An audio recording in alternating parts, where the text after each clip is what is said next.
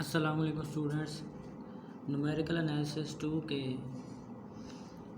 आज के इस टॉपिक में हम हाजिर हैं डिफरेंस इक्वेशन को सॉल्व करने के लिए। पहले हम देखेंगे कि डिफरेंस इक्वेशन क्या है, यानी इसकी डेफिनेशन करेंगे, फिर इसके टाइप्स करेंगे और उनका solution.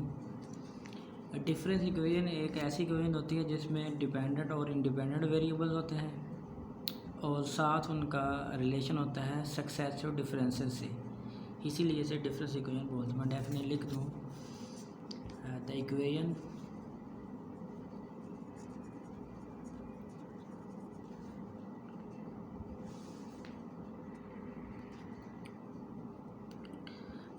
that have dependent and independent variables with their successive differences। इसकी दो टाइप्स हैं। फर्स्ट टाइप है, मैं पहले टाइप्स लिख दूँ। फॉर एग्ज़ाम्पल अगर हम कहें, मैं एग्ज़ाम्पल के तौर पर ले रहा हूँ, इसी को हम सॉल्व कर लेंगे। 16y(n+2), ये y(n+2) से मुराद हम ई स्केयर लेंगे। ई हम कोई भी वेरिएबल स्टोर कर लेंगे ई स्केयर, क्योंकि इसका ऑर्डर 2 है। -8y(n+1), इसे हम e1 कहेंगे, यानी e⁻1 प्लस y(n)=0। ये इक्वेशन चूँकि राइट साइड पे इक्वल टू 0 है, इसलिए इसे होमोजीनियस डिफरेंस इक्वेशन कहते हैं।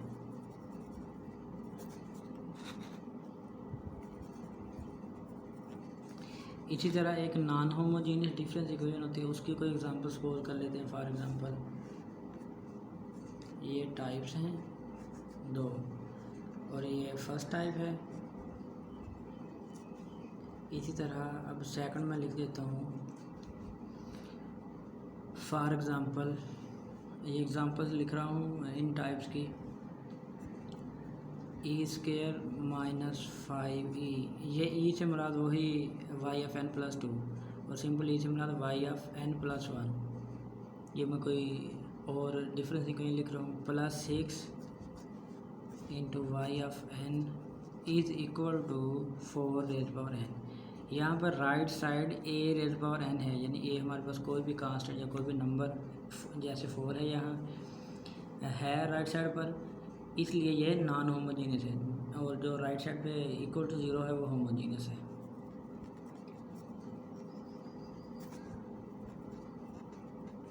इनको सॉल्व कैसे करना है, अभी हम इनके सलूशन की तरफ जाते हैं। बहुत सिंपल काम है। पहले का सलूशन हम देखते हैं। फर्स्ट इक्वेशन हमारे पास क्या है, 16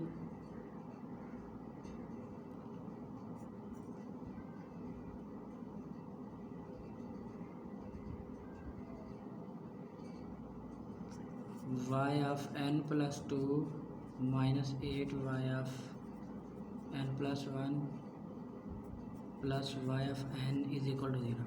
सबसे पहले तो हम इसे ऑक्सिलरी इक्वेशन बनाएंगे, यानी ई की फॉर्म में जो हम इक्वेशन बनाएंगे उसे हम डिफरेंस इक्वेशन कहेंगे। और ऑक्सिलरी इक्वेशन ई की फॉर्म में लिखना है किसी भी डिफरेंस इक्वेशन को। जैसे ये ई के फॉर्मेट में ऑलरेडी है, तो इसको ई के फॉर्म में लिखने के लिए जैसा कि मैंने पहले बताया कि ये y(n+2) ये क्या है, e² है, ऑर्डर 2 है।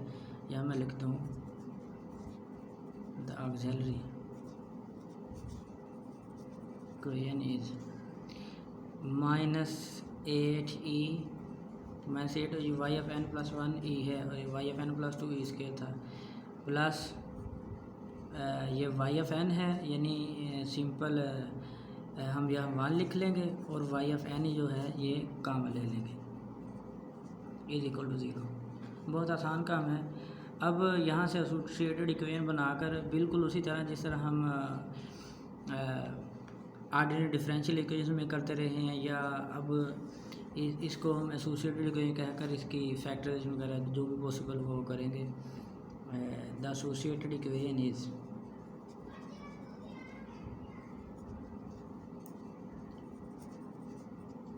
एसोसिएटेड इक्वेशन क्या बनेगी इससे, 16e² -8e+1 =0। ये क्वाड्रेटिक इक्वेशन है, इसे हम किसी भी वे से सॉल्व कर लेंगे जो आपने प्रीवियस क्लासेस में पढ़े हुए हैं। इसको सॉल्व करेंगे तो यहाँ से ई की दो वैल्यूज़ आएंगी, बस उन्हीं की मदद से हम सॉल्यूशन लिख देंगे 1 और 4, और दूसरा भी 1 और 4 आएगा। अब ये वैल्यूज़ चूँकि रियल हैं, डिस्टिंक्ट नहीं हैं, और यानी रिपीटेड हैं, डिस्टिंक्ट नहीं हैं, रियल हैं, तो इस तरह अगर केस आ जाए, यानी वो हमारे पास रूट्स इक्वल आ जाएं, तो फिर सॉल्यूशन हम इस फार्मेट में लिखते हैं। यहाँ मैं हिंट दे देता हूँ, ये याद रख लें, C1 + C2 of n alpha raise power n, alpha से मुराद रूट है।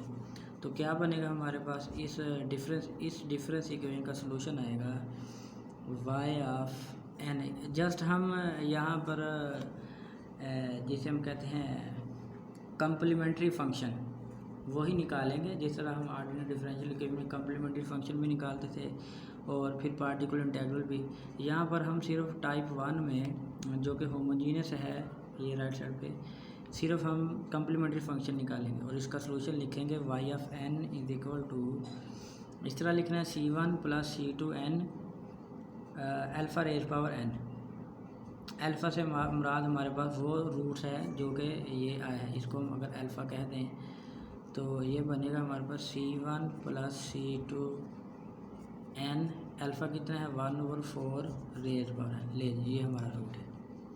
अच्छा, अब अगर इसी तरह की कोई होमोजीनियस इक्वेशन हो लेकिन उसके रूट्स रिपीटेड ना हो, यानी डिस्टिंक्ट हों, तो फिर हम कैसे करेंगे। फॉर एग्ज़ाम्पल मैं यहाँ लिख दूँ, इसे केस 2 बना देते हैं, चलिए केस 2।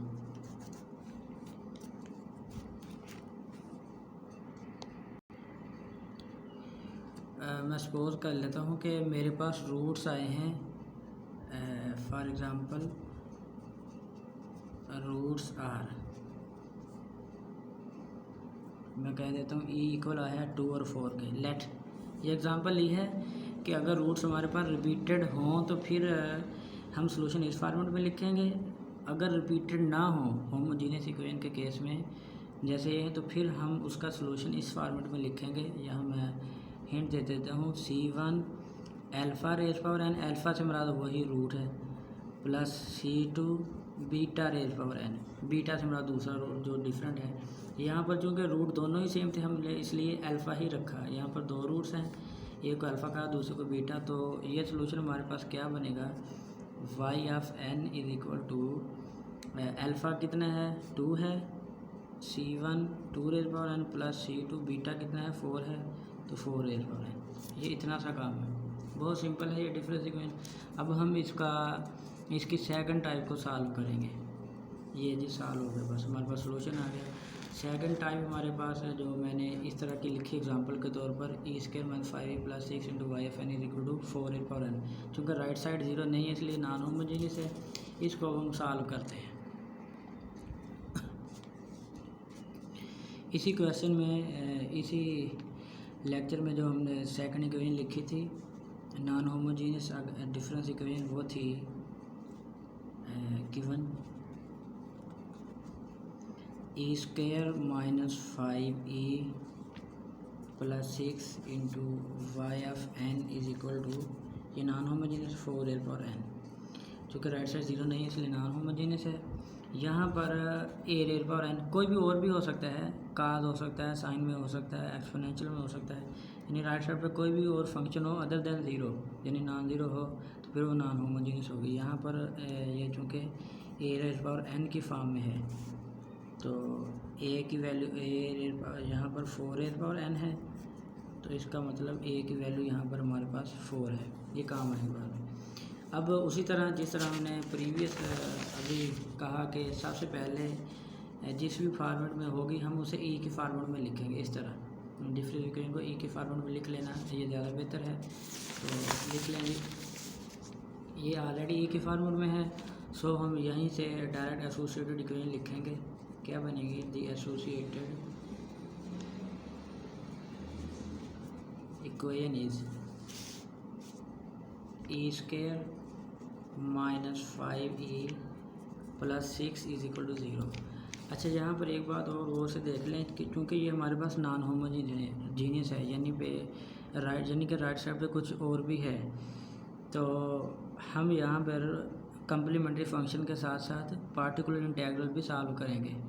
इससे पहले जो हमने एग्जांपल की वो थी होमोजीनियस, इसलिए वहाँ पर सिर्फ हमने कम्प्लीमेंट्री फंक्शन निकाला, पार्टिकुलर इंटीग्रल नहीं निकाला था। यहाँ पर हम दोनों निकालेंगे क्योंकि राइट साइड पे फंक्शन है, उसको भी डील करना है, सो दोनों की ज़रूरत होगी।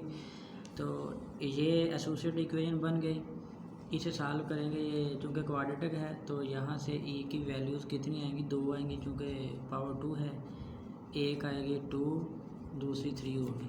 तो कम्प्लीमेंट्री फंक्शन क्या आएगा, यानी एक सोल्यूशन हमारा जो वो आएगा C1 2n plus C2 3n। ये सोल्यूशन किस तरह आया स्टूडेंट्स जानते हैं, डिफरेंशियल इक्वेशन पढ़ी हुई हैं उन्होंने, उससे भी ये जानते हैं। और अभी मैंने प्रीवियस एग्जांपल में ये बात की है कि सोल्यूशन जब दोनों डिफरेंट हों, यानी रिपीटेड ना हो, तो इसी फार्मूले में लिखना है C1 alpha raise power n plus C2 beta raise power n।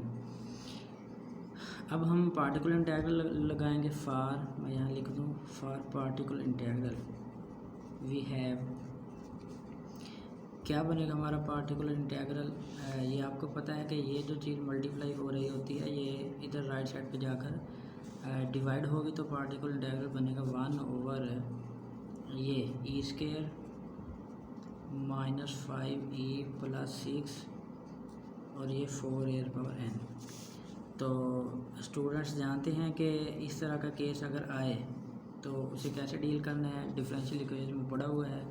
Just हम क्या करेंगे, इधर 4 को पुट कर देंगे ई की जगह, 4 स्क्वायर माइनस 5 इंटू 4 प्लस 6, तो ये क्या बनेगा, इसे सॉल्व करेंगे तो 4n ओवर 2 बन जाएगा। सो हमारा कंप्लीट सोल्यूशन क्या बनेगा, क्योंकि यहाँ पर ए की वैल्यू 4 थी तो उसी वैल्यू को ई की जगह पर रिप्लेस कर दिया। अब हमारे पास क्या बनेगा, सो general solution is y of n। क्योंकि हमारे पास ये जो डिफरेंस इक्वेशन होती है जो y ऑफ n के फॉर्मेट में होती है, ये देखें y ऑफ n, खा वो होमोजीनियस हो या नॉन होमोजीनियस हो, इसलिए हम सोल्यूशन भी y ऑफ n के फॉर्मेट में ही देना पसंद करते हैं। तो ये y ऑफ n क्या बनेगा, ये complementary function plus particular integral दोनों का सम होता है। तो कम्प्लीमेंट्री फंक्शन अभी हमने निकाला था C1 ये वाला 2 raise power n plus C2 3 raise power n plus particular integral क्या निकाला 4 रेयर पावर n बाय 2। लें जी, इतना सा काम है। अगर किसी स्टूडेंट को इस डिफरेंस इक्वेशन की समझ ना आए तो वो ज़रूर पूछे। इंशाल्लाह हम नेक्स्ट वीडियो में इसके कुछ और केसेस या कुछ और एग्जांपल्स देखेंगे। और वैसे भी हमारा टॉपिक कंप्लीट है, ये बिल्कुल आसान है और इसी तरह का काम है डिफरेंस इक्वेशंस में।